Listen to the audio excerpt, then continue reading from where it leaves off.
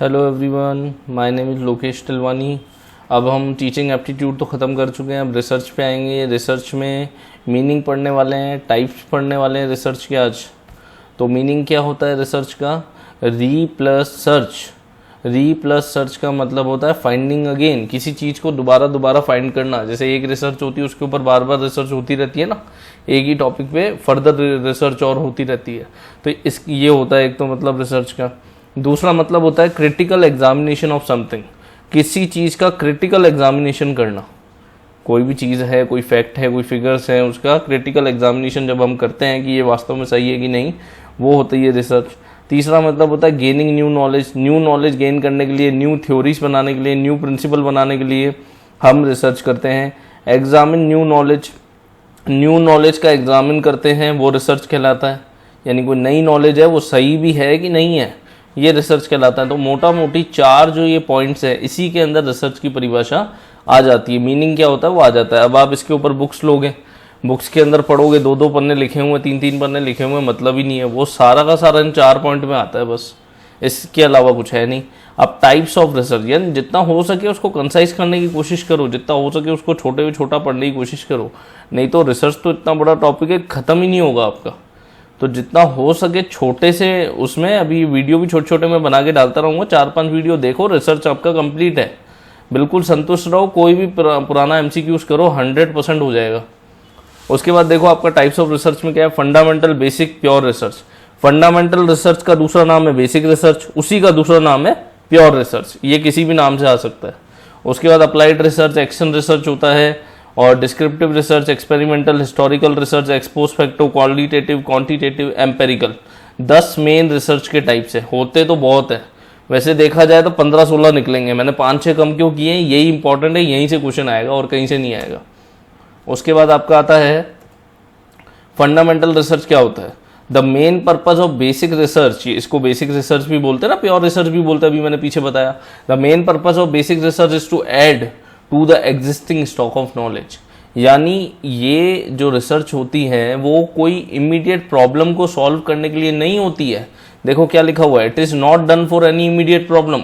किसी immediate problem के solution के लिए ये रिसर्च नहीं करते।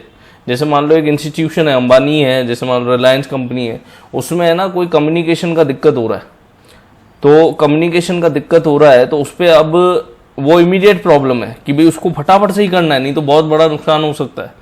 कम्युनिकेशन का प्रॉब्लम होता है, हायरार्कियल लेवल में कम्युनिकेशन का प्रॉब्लम हो रहा है, तो अब उसको ठीक करना है। तो वो तो इमीडिएट प्रॉब्लम है, उसको तो अप्लाइड या एक्शन रिसर्च में हम ठीक करेंगे। वो फंडामेंटल में ये नहीं आता। फंडामेंटल में आता है कोई नई थ्योरी बनाना। जैसे मैं अकाउंट्स पढ़ाऊँ तो अकाउंट्स में कुछ नया ही मैं कुछ निकाल दूँ। जैसे मान लो P&L स्टेटमेंट पहले था ही नहीं, मान लो, और मैंने सडनली P&L स्टेटमेंट निकाल दिया, P&L अकाउंट निकाल दिया, तो ये नई थ्योरी हो गई ना। तो ऐसे नई थ्योरी क्या होता है, स्टॉक ऑफ नॉलेज, यानी नॉलेज का जो स्टॉक है उसको बढ़ाता है। यानी अकाउंटेंसी तो पहले ही थी, लेकिन उसमें एक कॉन्सेप्ट मैंने दे दिया तो उसको बढ़ा दिया मैंने। तो ये होता है फंडामेंटल रिसर्च, नया ज्ञान उत्पन्न करना, नई थ्योरी देना। आइंस्टाइन ने दी थी, ग्रेविटी की दी थी, है ना। ये सब थ्योरीज जो आई है, ये क्या है, ये फंडामेंटल रिसर्च है। उसके बाद है अप्लाइड रिसर्च। अप्लाइड रिसर्च क्या होती है? Applied research is done to solve a specific problem face by society और एन इंस्टीट्यूशन।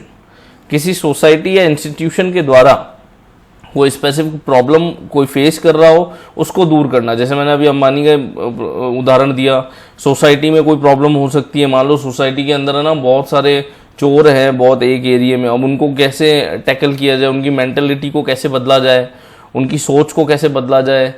या कई लोग बहुत स्मोकिंग करते हैं मान लो उस एरिया के अंदर, या कुछ भी ऐसा कुछ इमीडिएट प्रॉब्लम होनी चाहिए, है ना, वो सब। तो ये अपनी प्रॉब्लम सॉल्व होती है अप्लाइड रिसर्च में।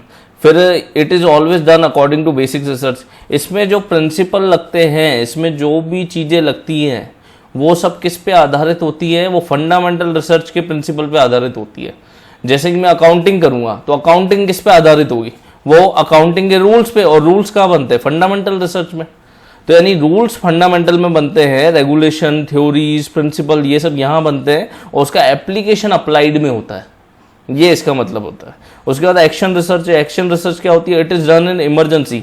अब ये सुन लो, अप्लाइड में और एक्शन में ज़्यादा डिफरेंस नहीं होता है, क्योंकि एक्शन रिसर्च अप्लाइड का ही पार्ट है। तो यहाँ पे मैंने आपको बोला किसी इमीडिएट प्रॉब्लम का सॉल्यूशन निकालने के लिए हम अप्लाइड रिसर्च करते हैं, और एक्शन में भी किसी इमीडिएट प्रॉब्लम का सॉल्यूशन निकालने के लिए हम एक्शन रिसर्च करते हैं। जैसे देखो लिखा हुआ है it is done in emergency, कोई इमरजेंसी आ जाए, आपातकालीन आ जाए, उसके अंदर करेंगे।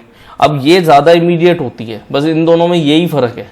अप्लाइड रिसर्च तो क्या है, जब अप्लाइड रिसर्च करते हैं तब 2 महीने 3 महीने 4 महीने 6 महीने 1 साल तक का टाइम कंपनी हमको देती है, कंपनी या सोसाइटी, कि भाई तुम आराम से करो, रिसर्च करो, 1 साल के अंदर हमको रिजल्ट दे देना।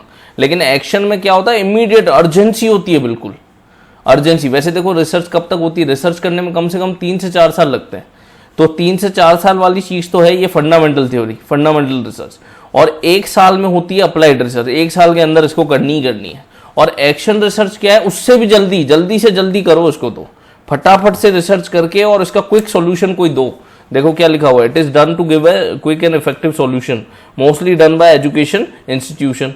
मोस्टली एजुकेशन इंस्टीट्यूशन में होता है। जैसे कि मैं टीचर हूँ, मैं आपको पढ़ा रहा हूँ, आपको समझ में नहीं आ रहा, तो मैंने उसका कॉज एंड इफेक्ट ढूंढा, आपको क्यों नहीं समझ में आ रहा, उसका मेथड चेंज किया पढ़ाने का, तो ये कौन सी रिसर्च हो गई, एजुकेशनल इंस्टीट्यूशन में रिसर्च हो गई, तो ये एक्शन रिसर्च में आएगी। अब याद रख लो, एक्शन रिसर्च मोस्टली जब भी क्वेश्चन में आ जाए ना, एजुकेशन किसी इंस्टीट्यूशन ने, किसी कॉलेज ने, किसी स्कूल ने रिसर्च कराई और उसमें अप्लाइड और एक्शन दोनों आ जाए, तो तुम एक्शन को टिक करना, क्योंकि एजुकेशन वाले सबसे ज़्यादा कौन सी कराते हैं, एक्शन रिसर्च होती है, फटाफट होती है। ठीक है, आगे बढ़ते हैं। डिस्क्रिप्टिव रिसर्च का मतलब क्या होता है, किसी टॉपिक को, किसी सिचुएशन को, किसी इंस्टीट्यूशन को एक्सप्लेन कर देना, समझा देना, डिस्क्राइब कर देना, डिस्क्रिप्टिव रिसर्च होती है, सिंपल। जैसे कि कोई रिलायंस की कंपनी है, अब वो रिलायंस की कंपनी के ऊपर मैंने एक बाहर के आदमी ने रिसर्च की कि ये लोग करते क्या है, तो मेरे को पता पड़ा इनका फार्मा का काम है, इनका मोबाइल का काम है, इनका मोटर्स का काम है, इनका फार्मेसी का काम है, इनका एग्रीकल्चर का काम है, ऐसे सब पता पड़ा। तो मैंने ये सब पता करके अपनी रिसर्च में लिखा और मैंने बताया, डिस्क्राइब किया कि अंबानी ये करता है। तो ये हो गई अपनी डिस्क्रिप्टिव रिसर्च। सीधी सी बात है, मैं किसी इवेंट कंडीशन को डिस्क्राइब कर रहा हूँ, सीधी सी बात, और कुछ नहीं है। एग्जाम्पल इसका दे रखा है मैंने, एग्जाम्पल है इसका, study the problem between residential status of learner and their performance in university exam. यानी स्टडी कर रहा हूँ मैं रिलेशनशिप किसके भीतर, मैं कर रहा हूँ कि भाई एक आदमी आता है बाहर से, मान लो यहाँ रहने के लिए, या उसका खुद का घर है यहाँ पे, या वो रेंट पे रहता है। मान लो जैसे मैं जयपुर में हूँ, तो मैं जयपुर में, मान लो मैं राजस्थान यूनिवर्सिटी में पढ़ रहा हूँ, तो राजस्थान यूनिवर्सिटी में पढ़ रहा हूँ तो मेरा घर है यहाँ पे, तो मैं तो आराम से आ जा सकता हूँ, मेरे को दिक्कत नहीं होगी। और मान लो कोई बाहर से आ रहा है तो वो हॉस्टल में रह रहा है, फिर एक बाहर से आ रहा है, वो हॉस्टल में नहीं रह रहा, वो किसी के यहाँ रेंट पे रह रहा है। तो अब ये तीनों की कंडीशन को मैं चेक करूंगा कि यार ये तीनों अलग अलग जगह पे रह रहे हैं, तो इसका यूनिवर्सिटी की परफॉर्मेंस, एग्जाम परफॉर्मेंस पे कोई दिक्कत आती है क्या? क्योंकि देखो मैं घर पे हूँ तो मैं ज़्यादा अच्छे से पढ़ सकता हूँ ना, घर पे डिस्टर्बेंस कम होगा, रूम होगा, अपना आराम से पढ़ सकते हो, वो अपनी अपनी कंडीशन है, वो डिपेंड करता है। और रेंट पे कोई रह रहा है तो मान लो उधर शोर ज़्यादा है, क्या फैक्टर्स हो सकते हैं, रेंट में क्या क्या प्रॉब्लम होगी, तो वो उसकी पढ़ाई नहीं हो पा रही, तो उसकी परफॉर्मेंस खराब हो रही है एग्जाम के अंदर। ये सब सिचुएशन को डिस्क्राइब करना होता है डिस्क्रिप्टिव रिसर्च। अब आता है एक्सपेरिमेंटल रिसर्च, नाम से ही पता पड़ रहा है एक्सपेरिमेंट किसमें होता है, मोस्टली डन इन साइंस या प्योर साइंसेस। प्योर साइंसेस मतलब वो करते हैं ना, केमिकल मिक्सिंग करते हैं, ये वो करते हैं, इसके अंदर सबसे ज्यादा काम में आता है experimental research. Here we have two variable, यहाँ पे 2 वेरिएबल होते हैं हमारे पास, independent variable and dependent variable. Independent variable क्या करता है और डिपेंडेंट वेरिएबल क्या करता है। और पहले तो ये देखते हैं इंडिपेंडेंट वेरिएबल होता क्या है, डिपेंडेंट वेरिएबल होता क्या है। तो इंडिपेंडेंट वेरिएबल डिपेंडेंट वेरिएबल को समझाने के लिए मैंने यहाँ एग्जाम्पल दे रखा है, ये रहा। For example, we want to do a research on effect of smoking on lungs. यानी कोई आदमी स्मोकिंग करता है तो उसके लंग्स पे क्या प्रभाव पड़ता है, हमको ये पता करना है कि उसकी फेफड़ों पे क्या दिक्कत आ रही है, या कोई प्रभाव पड़ता है कि नहीं पड़ता है, वो सब अपन को देखना है। तो अपन इसमें क्या करेंगे, इसके अंदर 2 वेरिएबल छुपे हुए हैं, अपन को वो ढूंढने हैं। इस लाइन के अंदर क्या लाइन है, देखो, we want to do a research on effect of smoking on lungs. तो हम किस पे रिसर्च कर रहे हैं कि स्मोकिंग का लंग्स पे क्या असर पड़ता है। तो हमेशा याद रखना, इंडिपेंडेंट वेरिएबल में हम चेंजेस लाते हैं और उसके इफेक्ट को हम चेक करते हैं डिपेंडेंट वेरिएबल में। उसके इफेक्ट को हम चेक करते हैं डिपेंडेंट वेरिएबल में। जैसे कि अब इसके अंदर क्या हुआ, स्मोकिंग जो है वो है इंडिपेंडेंट वेरिएबल। अभी मैंने क्या बोला, स्मोकिंग इंडिपेंडेंट वेरिएबल है, और लंग्स क्या है, इफेक्ट ऑन लंग्स क्या है, डिपेंडेंट वेरिएबल है। कैसे, स्मोकिंग देख लो, मान लो कोई आदमी करना बंद कर दे तो उसके लंग्स बढ़िया हो जाएंगे, फेफड़े जो दिक्कत हुई थी अभी तक वो अब दिक्कत नहीं होगी, अब बढ़िया रहेगा, उसकी स्वास्थ्य अच्छा रहेगा उसका। और लेकिन अगर वो करता रहे तो फिर उसको कैंसर होगा लास्ट में। तो यानी स्मोकिंग को करने से लंग कैंसर होता है, ये निकला मेरा रिजल्ट। और स्मोकिंग अगर छोड़ दूं तो लंग कैंसर से बच जाऊंगा, सीधी सी बात है। तो यहां स्मोकिंग में चेंजेस करने से डिपेंडेंट वेरिएबल में चेंज हो रहा है। डिपेंडेंट वेरिएबल क्या था, देखो लिखा है मैंने, DV is dependent variable is effect on lungs, यानी लंग्स पे इफेक्ट को हम चेक कर रहे हैं। हमेशा याद रखना डिपेंडेंट वेरिएबल में कोई चेंज नहीं होता। जैसे कि लंग्स है, अब लंग्स में आप क्या चेंज करोगे, पड़े हैं लंग्स तो सबके अंदर, चलो पड़े हैं ठीक है। अब किस में चेंज कर सकते हो आप, स्मोकिंग में। अब मैं स्मोकिंग नहीं करता, आप करते हो या कोई और करता है, तो फिर अब डिफरेंस आएगा ना। जैसे मैं स्वस्थ रहूंगा, बढ़िया रहूंगा, मेरे को कोई दिक्कत नहीं आएगी, जो स्मोकिंग करता है उसकी दिक्कत जाएगी। तो ये वाली बात है, यानी मैंने स्मोकिंग का इफेक्ट चेक किया लंग्स पे, तो स्मोकिंग हो गया इंडिपेंडेंट वेरिएबल और इफेक्ट ऑन लंग्स हो गया डिपेंडेंट वेरिएबल।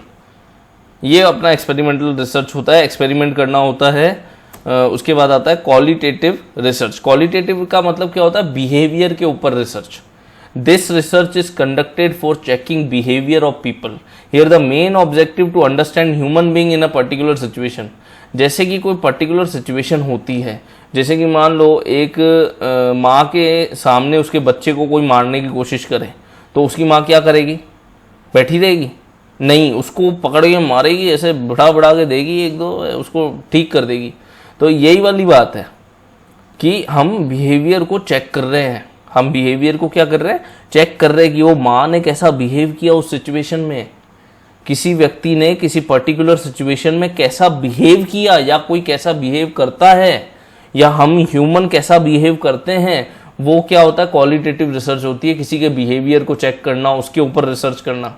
अब क्वांटिटेटिव क्या होता है, डेटा के ऊपर रिसर्च करना। डेटा कैसे होगा, जैसे सर्वे करूं मैं, मान लो कि सर्वे में क्या होता है, अपने घर पे आते हैं ना सबके, कि भैया आपके घर पहले कौन था, आपके दादा का नाम क्या है, आपका नाम क्या है, सर्वे करते हुए कितने लोग इनके घर में थे, तो हमारी पॉपुलेशन इससे पता पड़ती है हमारी पॉपुलेशन क्या है। तो ये डेटा है, डेटा, इसमें कोई बिहेवियर चेक नहीं हो रहा है, इसमें डेटा हो रहा है। बस डेटा कलेक्ट करते जाओ और एंड में रिजल्ट क्या निकलेगा, हमारे देश में 140 करोड़ जनता है, ठीक है ना, 140 करोड़ जनता है। तो ये 140 करोड़ कैसे पता पड़ा, ये सर्वे से ही तो पता पड़ा। सर्वे कर रहे हैं अपन तो पता पड़ रहा है, और सर्वे नहीं करेंगे पता ही नहीं पड़ेगा कितना पहुंच गया अपना।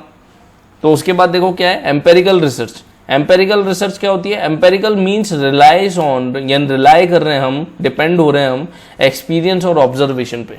जैसे कि मान लो रिसर्च सिर्फ फैक्ट पे बेस्ड नहीं होती, रिसर्च ऑब्जर्वेशन एक्सपीरियंस पे भी बेस्ड होती है।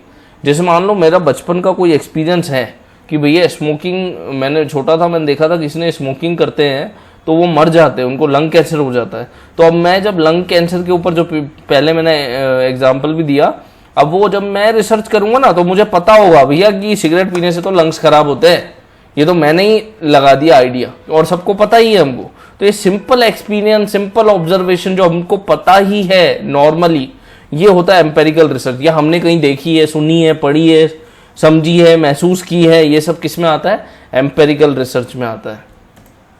उसके बाद है हिस्टोरिकल रिसर्च। हिस्टोरिकल रिसर्च में क्या होता है, it is done to find fact of past to till present, like changes in education system after independence in 1947 to 2020। Simple सा इसमें लाइन समझा रहा हूँ, हिस्टोरिकल रिसर्च आप बुक में पढ़ोगे, 8-8, 10-10 पन्ने पढ़ रहे हैं, वो मतलब ही नहीं है उसका, और वो KVS मदान इनमें भी अच्छा लिखा हुआ नहीं है। बढ़िया सा बता रहा हूँ, ये पढ़ लो, मजा आ जाएगा। अब सुनो क्या है, it is done to find facts of past to till present. यानी हिस्टोरिकल रिसर्च क्या होता है, जैसे मान लो देश आजाद हुआ 1947, तो अपन ने अपनी एजुकेशन पॉलिसी लाई, ठीक है ना। एजुकेशन पॉलिसी 1947 से लेकर के 2020 अभी तक क्या उसमें चेंजेस आते जा रहे, आते जा रहे, आते जा रहे, आते जा रहे, आते जा रहे, उनका डेटा रखना और उस पर रिसर्च करना, ये कहलाता है हिस्टोरिकल रिसर्च।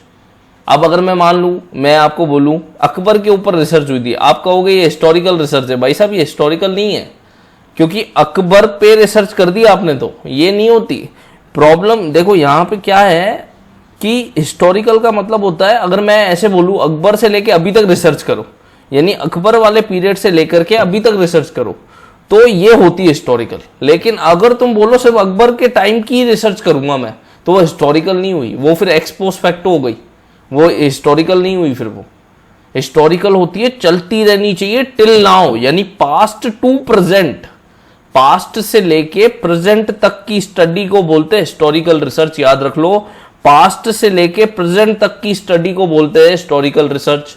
अब आता है अपना x post facto research. X post facto क्या होता है? एक्स यानी मेरी एक्स जो थी चली गई, अब तो पोस्ट, पोस्ट मतलब क्या होता है? पोस्ट करना, ऐसे नहीं, ये नहीं है। Ex post facto, this research will conduct after happening of some event like any accident. किसी एक्सीडेंट के हो जाने पे, मान लो मैं यहाँ से गया, घर से गया अपने एक्टिवा पे, मैं गिर गया, तो मेरे को एक रिसर्च करने वाला आया आदमी, उसने मेरे से पूछा भाई साहब आप गिर कैसे गए? तो मैंने उसको बताया भाई मैं एक्टिवा ऐसे चला रहा था, सामने से गाड़ी वाला आ रहा था, मेरे को भेड़ दिया, मैं गिर गया, मेरी टांगे टूट गई, ये हो गया वो गया, मारो साले को, ऐसे करो वैसे करो। मैंने ये बताया उसको, अपना दुखड़ा रोया, उसने नोट कर लिया, उस हरामजादा ने रिसर्च कर ली। तो ये क्या होता है? एक्स पोस्ट फैक्टो रिसर्च होती है ना। यानी मेरे साथ कुछ हुआ, कोई घटना घटी जो कि पास्ट में हुई थी और आज आ गया मेरे पास भाई साहब और कहते हैं उस पर रिसर्च करनी है मेरे को, मैं एक्सीडेंट पे रिसर्च कर रहा हूँ, तो आपका मेरे को जो है एक्सपीरियंस बताओ क्या क्या हुआ था। तो मैंने उसको बता दिया, तो उसने इसको नोट डाउन कर लिया। ये होती है अपनी एक्स पोस्ट फैक्टो रिसर्च। पढ़ लेते हैं। This research will conduct after happening of some event like any accident. किसी एक्सीडेंट या किसी इवेंट के हो जाने के बाद हम उससे पूछे कि भैया क्या हुआ था, ये होता है एक्स पोस्ट फैक्टो रिसर्च। तो अभी टाइप्स ऑफ रिसर्च पढ़ लिया अपन ने और मीनिंग पढ़ लिया रिसर्च का। बिल्कुल सिंपल सा 4 पॉइंट में मीनिंग बताया मैंने आपको, ज़्यादा इसमें पढ़ने की ज़रूरत नहीं है यार। वो इतना 2-2 3-3 पढ़ने का मीनिंग पढ़ोगे, आपसे मैं 1 महीने बाद पूछूंगा ना, वो गुम हो जाएगा माइंड से। इससे बढ़िया 4 पॉइंट इसको याद रखो, बढ़िया है। और इसके बाद अब अपन पढ़ेंगे, जो नेक्स्ट वीडियो में बनाऊंगा उसमें कैरेक्टरिस्टिक्स पढ़ेंगे, पॉजिटिविज्म, पोस्ट पॉजिटिविज्म पढ़ लेंगे, यहाँ तक अपन नेक्स्ट वीडियो में पढ़ लेंगे। उसके बाद मेथड्स पढ़ाऊंगा मैं आपको। मेथड्स तो खैर मैंने अभी डाल दिए, मेथड्स टाइप वही होते हैं, वो तो मैंने अभी डाल दिया, आपकी कोई दिक्कत नहीं है ना।